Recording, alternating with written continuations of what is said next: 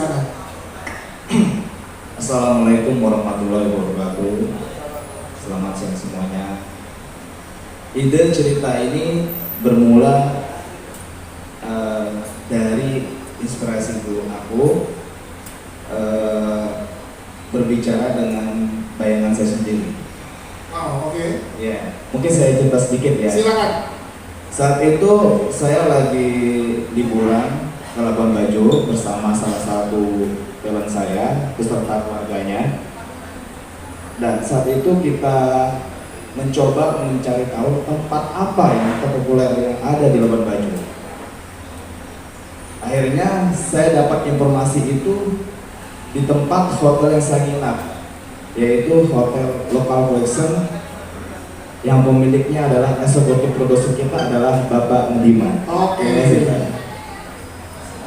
Keesokan harinya saya memutuskan untuk mengunjungi setiap pulau-pulau yang ada di Labuan Bajo, seperti Pulau Padar, Pulau Komodo, Pink Beach, Manta Point, dan Pulau Kelawar. Saat itu saya terkagum dengan menyaksikan indahnya luar biasa Labuan Bajo. Orangnya ramah tamah. Akhirnya dengan bayangan saya sendiri, saya berbicara saya akan membuktikan kepada seluruh dunia dan dengan film ini yang berjudul Nona Manis Sayangi. Tepuk tangan dong sekali lagi nih. Jadi visi dan misinya luar biasa banget ya Mas. Terus akhirnya ketemu dengan akhirnya ketemu dengan Bapak Mendiman. Saat itu saya coba untuk bicara mengenai hal film. Alhamdulillah beliau setuju. Akhirnya saya langsung bicara dengan Bapak Doni sebagai pimpinan Super Film. Ya, itu berarti saya ke Pak Doni nih. Pak Doni tadi akhirnya disinggung sama Mas Robi. Pada saat ngobrol dengan Pak Riman, saya ngobrol dengan Pak Doni namanya. Ini akhirnya gimana tercipta akhirnya kolaborasi ini terwujud dan selesai produksi untuk film Nona Manis Sayangi. Pak Doni silakan. Terima kasih, selamat sore sahabat-sahabat media sekalian. Ya, buat saya film Nona Manis Sayangi ini berkah yang hadir di tahun 2022. Ketika itu kan baru era pandemi mereda. Putar film itu terakhir bikin, baru saja bikin film sebenarnya, tapi bukan film besar ini. Waktu itu saya lagi nongkrong aja di kafe sama teman saya. Ya. Teman saya bilang, Mas Doni jangan pulang dulu karena ada Mas Robi mau datang dari Labuan Bajo gitu. Wow, mau ketemu gitu ya? Mau ketemu nih, gitu, mau bikin film gitu. Ya sudah, saya tunggu sampai jam 11 malam. Ya. Datang cuma sekilas. Pak Doni seperti yang dia ceritakan tadi gitu ya. Kita mau bikin film, bagaimana caranya? Ya sudah. Saya buatkan konsep proposal. Kemudian saya berikan ke Robi untuk diberikan ke Pak Adiman gitu. Singkat cerita buat saya adalah sekali lagi ini keberkahan buat Putar Film bahwa proposal itu langsung direspon baik oleh Pak Adiman. Sekali ketemu Pak Dr. Adiman ini langsung gini, kapan kamu bisa hunting ke sana? Gitu. Itu luar biasa. Dari situ saya merumuskan kemudian, saya teringat ketika saya bikin film dahulu, film daerah yang berhasil di berbagai festival, film Mengejar Angin, waktu itu pada pertama kali Hestu, saya teringat success story dia, gitu. Maka saya calonkan Hestu Saputra, kemudian menggandeng Mas Rengga, jadi partneran sama Mas Rengga ini. Dan hasilnya buat saya sangat luar biasa, karena film Nona Manis Sayangi ini tadinya saya pikir Bali indah. Saya pernah bikin film di Lombok indah, ini lebih indah lagi. Mudah-mudahan ini saya berharap, karena biasanya film begini akan membawa kita ke go internasional. Amin.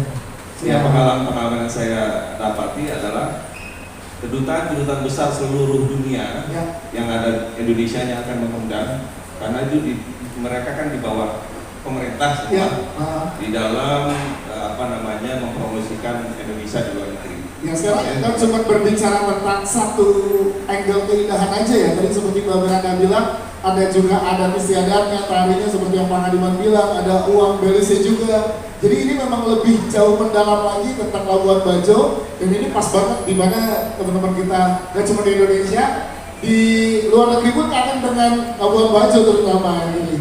Jadi ini sangat luar biasa. Nah, pengenanya akhirnya tim lengkap berapa lama antara produser ngobrol, produser sutradara udah ketemu tuh, Mas Estu dan juga Mas Raini. Ya singkat sih waktu itu ya, nggak ada 1 bulan. Ya karena beliau Pak Nadiman itu langsung merespon kapan berkunjung untuk penyusunan cerita, kemudian kita langsung review, langsung persiapan produksi. Wow, baru habis itu proses pemilihan pemain. Iya. Pak Nadiman, ini menariknya adalah jajaran produser di sini ternyata punya visi dan misi yang sama dalam memajukan, salah satu yang kita angkat di sini adalah Labuan Bajo. Pak melihat tim ini sebegitu luar biasanya untuk dedikasi terhadap film ini, Pak Nadiman melihatnya sejauh ini seperti apa Pak? Kan saat ini sudah selesai proses produksi dan lain-lain, yang Bapak lihat sampai dengan saat ini seperti apa pandangan Bapak terhadap kolaborasi antar produser yang luar biasa ini untuk mengamani saya? Ya, sejauh ini tim kita solid ya. Sutradara, produser, semuanya solid ya.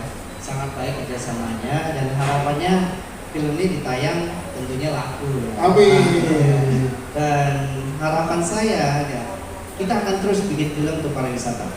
Oke. Nah, tepuk tangan dong. Ya. Ini sebuah komitmen besar. Iya. Asal disupport juga sama penonton pastinya. Mereka kan tentunya harus bikin cerita yang bagus juga ya, berkaya wacana ya, membuat edukasi juga untuk masyarakat kita. Karena ada konflik sosialnya juga, ada masalah sampah juga. Di setiap daerah kita kan pariwisata begitu bagus ya. Tapi ada sampah, ada masalah yang lain lagi, banyak lah. Nah kita akan kupas satu-satu dan mudah-mudahan ada solusinya ke depan. Melalui film ini kita mempertontonkan bukan hanya masalah, tapi mungkin ada solusi yang terbaik nanti ke depan. Oke, tepuk tangan sekali lagi untuk Pak Hadiman. Ini satu langkah dan komitmen besar ya, berarti ya untuk satu langkah manis dari orang manis sayangnya. Kita ke sutradara, ada Mas Rena di sini yang bersama dengan Mas Yesus Saputra, namun Mas Yesus belum bisa hadir di kesempatan sekarang. Next teman-teman media mudah-mudahan bisa hadir. Mas pengen tahu proses syuting berarti berapa lama dan semua di Labuan Bajo atau seperti apa? Silakan. Oke, nambahin aja. Kalau dari tadi kan yang dibilang kan semua soal pilihan dan lain-lain. Kalau untuk Labuan Bajo itu, kalau kita ngomongin indah, ketika pertama kali saya dan Mas Restu itu mencoba untuk develop story dan pergi ke sana, yang pertama kali bisa kita menyambut kita adalah Mataleso atau matahari bahasa Manggarai. Matahari itu sangat indah dan ternyata keindahan itu bukan hanya kita lihat lokasi atau pulau atau pantai, bukan, tapi manusianya, adatnya, budayanya, musiknya, bahkan sampai ke pakaiannya, tenunnya, dan itu sesuatu yang sangat wah dan menarik banget gitu. Nah dari situ akhirnya kita coba develop gimana caranya untuk mengenalkan ini semua, tapi melalui sebuah cerita dan media film, betul kan? Karena pada akhirnya kita harus menceritakan sesuatu, dan cerita itulah yang disupport oleh kekayaan alam, indahnya lingkungan, adat dan budayanya. Dari situ juga kita mencoba mengenal masyarakatnya, begitu juga konfliknya dan juga masalah isu-isu sosial seperti apa gitu. Salah satunya yang kita paling menarik adalah masalah belis, atau mungkin biasa disebut di sini salah satu mungkin seperti mahar mungkin ya gitu. Ini salah satu fenomena yang menarik gitu. Ini sebuah adat dan budaya yang memang tidak bisa dipisahkan dari Labuan Bajo itu sendiri gitu. Maka itu yang coba kita angkat dengan cerita itu. Apakah karena sana banyak juga masyarakat yang ada juga yang sulit untuk menikah, dan karena salah satunya karena belis. Tapi apakah belis itu buruk? Belum tentu. Nah, film ini mencoba untuk menjelaskan itu semua sebenarnya gitu. Tapi dalam film ini bukan hanya adat budaya, tentunya lokasinya semua kita datengin semua pulau, kita berinteraksi dengan masyarakat lokal dan lain-lain. agar kita bisa memperlihatkan atau memberikan sebuah film yang ketika orang lain menonton mereka bisa sadar, oh seperti ini Labuan Bajo. Nah kurang lebih begitu. Berapa lama proses produksi dari Nona Manisa ini, Mas? Kalau proses produksi dan dari mulai develop sampai ke saat ini itu kurang lebih sudah sekitar dari sampai syuting ya, dan sampai sekarang ini sudah sekitar 1 tahun. Karena developnya kita lumayan lama dalam riset dan lain-lainnya juga ya. Yang paling sulit adalah mencari lokasi. Kenapa? Karena semuanya bagus, gitu kan. Nah pada akhirnya gimana caranya biar kita nggak bisa nih ngambil semua yang bagus, tapi kita harus bisa ngambil yang sesuai dengan cerita.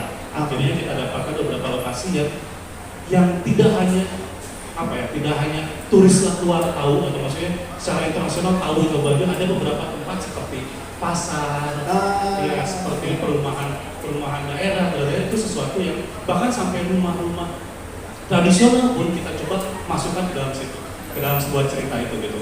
Untuk produksinya sekitar 23 hari production day, kita bolak-balik dari Labuan Bajo dan lain-lain, tapi overall semua syuting dilakukan di Labuan Bajo. 23 hari proses syuting, itu kan kalau kita bayangannya, saya sih belum pernah ke sana, Pak. Ya, kalau saya, teman-teman media ada udah ke Labuan Bajo? Hah? Yang udah, belum, rata-rata juga belum. Ini berapa lama proses ada di lautan, kan banyak di lautan pasti. Dan itu ya, kesulitannya gimana, Mas? Ini menarik juga nih, karena proses syutingnya itu lumayan berat secara medan.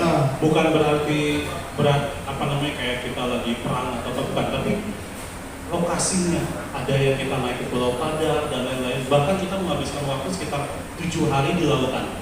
7 hari? Wow. Pulang-pulang di darat masih goyang. Iya, karena selama ini di kapal soalnya. Betul. Jadi ada 7 hari di lautan, sisanya dengan lokasi yang lain. Betul, lokasi-lokasinya pun tidak hanya lokasi biasa, sekali lagi ya. Ada pulau-pulau juga, bukan hanya pulau-pulau yang biasa datang turis. Ada pulau juga dengan yang dengan penduduk yang sudah terisi penduduk dan lainnya, kita coba masukkan agar jadi sebuah bagian dari cerita dan juga buat menceritakan isu-isu sosial, bukan cuma isu sosial, begitu juga soal tadi menurut Pak Adiman ada sampah, Mbak Belanda ada tentang air. Kita coba masukkan semua di sini, walaupun tidak secara detail, tapi setidaknya bisa jadi salah satu bumbu untuk ceritanya. Gitu. Yes, jadi yang membuat kalian tertarik untuk ikutan di project Nona Manisa yang kayak ini. Haiko, dari Haiko silakan, boleh ceritain ke teman-teman media. Halo, selamat siang semuanya. Siang. Aku Haiko Vanderbecken, aku di film Nona Manisa ini aku berperan sebagai Sika. Jadi Sika itu karakternya kurang lebih dia itu punya personality yang sangat kuat. Dia punya prinsip yang kuat. Anaknya kekeh, dia nggak yang menye-menye gitu. Dia juga sangat berpendidikan. Apa lagi ya?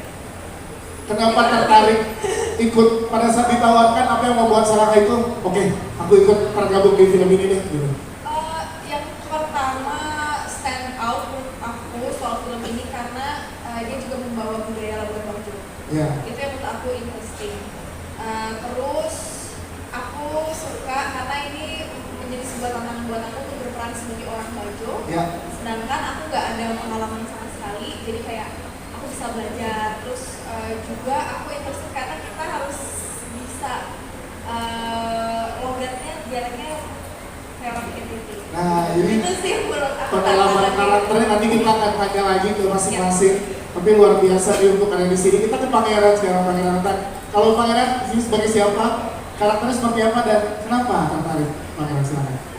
Halo, selamat siang semuanya. Aku di sini berperan sebagai Ketes. udah tahun lalu. Aku berperan sebagai Akram. Akram ini karakternya justru kebalikannya dari Sika ya. Maksudnya dia bilang dia berpendidik, Sika ini berpendidikan. Aku malah kebalikannya, aku gak berpendidikan sama sekali.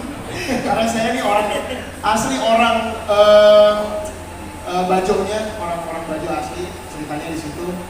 Terus dia ini punya amangnya mana ya? Ini dia. Oh itu. Ngumpet dong Mas. Amang saya, Amang Boy, jadi keseharian saya cuma sama Amang Boy aja ke pasar gitu-gitu. Terus menanti si Sika pulang, dan karakternya dia lebih ke so far dongo sih.